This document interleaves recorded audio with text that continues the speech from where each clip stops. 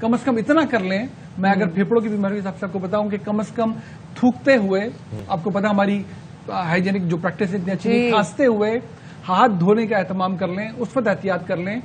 और very easy to से, लेकिन ये कि अगर अल्लाह चाहे और हम कोशिश करें नवंबर से पहले अगर हमने कुछ इकदाम उठा लिए तो शायद फिर हम फेफड़ों की बीमारियों ध्यान में रखिए। सिर्फ आम निमोनिया नहीं फैलेगा। जब आप इतने क्राउडेड जगह पर होते हैं, कैंप्स में होते हैं, माल नरिश्ड होते हैं, तो टीबी पहले ही रैम्पेंट है हमारे यहाँ। जो टीबी के केसेस हैं वो भी बेतहाशा बढ़ेंगे और जाने किसका इलाज हो पाए, किसका इलाज वो तो है ही सारे। वो सारी बीमारियां पेट की, जिगर की, जल्द की, मलेरिया, डेंगू। अच्छा, अभी आप वहां पर थे तो एक तो जिस तरह से पानी से मुतालिक, अब 12 फीट पानी, that's a lot of water, ठीक है, वो इमेजिन ही हम कर सकते हैं।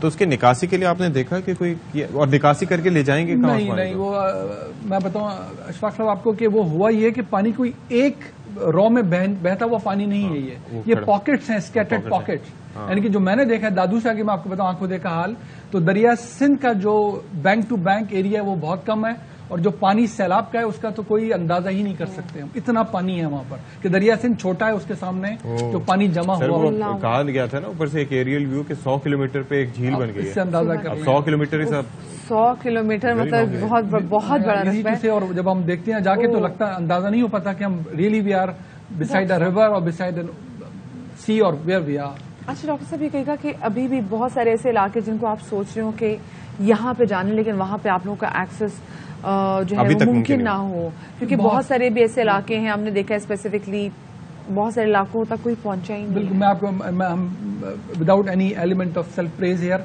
हमने भी बहुत छोटे लेवल पे बता रहे, कोई भी इतना बड़ा ये डेवस्टेशन है जैसे सती कह रहे थे, और हर कोई अपना हिस्सा डाल रहा है, लेकिन ये इतना बड़ा है कि फिर भी ये कम है।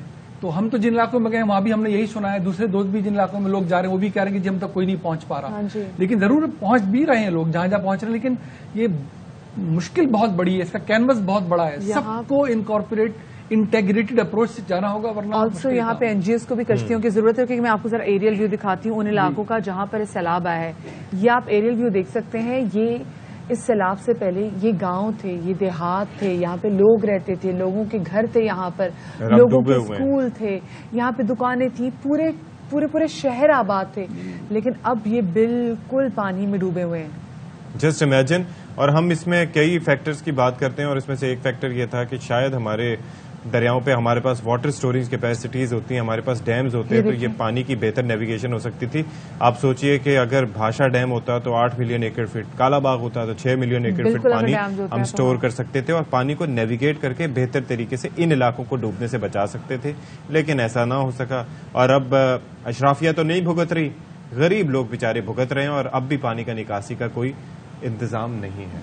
तो सर मुख्तसर हम चाहेंगे कि आप क्या मैसेज देंगे वो लोग जो कि आपको इस वक्त देख रहे हैं?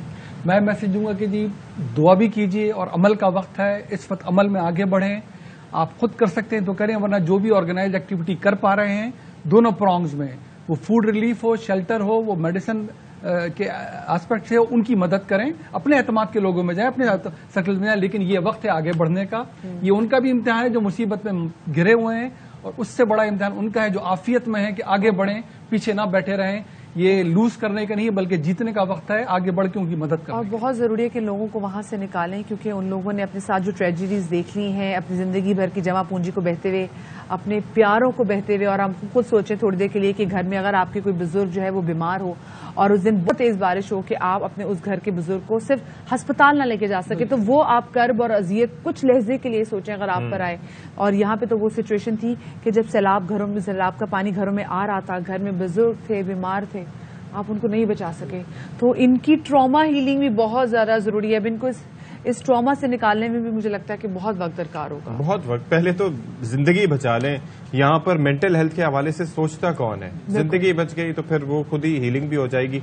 वैसे कौन सा उनकी जिंदगी में पहले आसानियां थी, लेकिन कम से कम जिंदा तो रहने दें उनको। अब तो जिंदा रहने का हक भी उनसे एक तरह से छिन गया है, और अगर कसूर देखा जाए तो वो पता चलेगा कि वो कहीं न कहीं हुकमरानों का जाके निकलेगा जिन्होंने कुछ किया नहीं लोगों के लिए। डॉक्टर फैसल हमारे साथ मौजूद थे। Thank you so much sir. अल्लाह आपको मजीद तौफीक अता फरमाए, और जो लोग देख रहे हो वो भी काफी कुछ इससे सीखें।